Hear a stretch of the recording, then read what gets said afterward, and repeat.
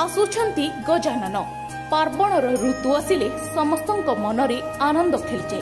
पल्ली रुदिली सबुआडे उत्सवर परिवेश सृष्टि हो जाए। पार्वण ऋतुर प्रथम चरण में अग्रपूज्य गजानन को पूजा करा जायथे। तापरे अन्य देवादेवी पूजा सबु गोटे पर गोटे अनुष्ठित होइथे और एही अवसर में मूर्ति कारीगर मानकु फुर्सत न थाए। सेमाने मासे आगरु दिन राति एक करी मूर्ति निर्माण रे लागी पड़ती।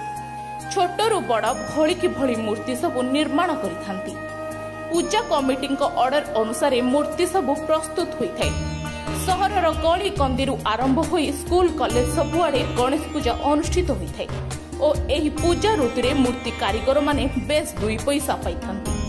किंतु वर्तमान समय रे प्लास्टर प्यारिस रो मूर्ति सबु बाजार को आसलेनी, जहाकी सहजरे पानी रे मिसे नाही और परिवेश दूषित करिथाय। किंतु एही प्लास्टर प्यारिस रो मूर्ति बाजार को आसिबा फल रे पारंपरिक माटी मूर्ति कारीगर माने निजर जीविका हराइबा को बसलेनी।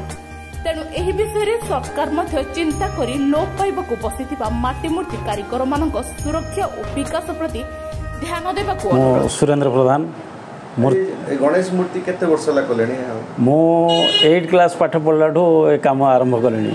पेरिस मूर्ति चारियाडे सब अन्य मूर्ति होउची किंतु माटी मूर्ति पूजा करिया कथा एटा होची ठीक।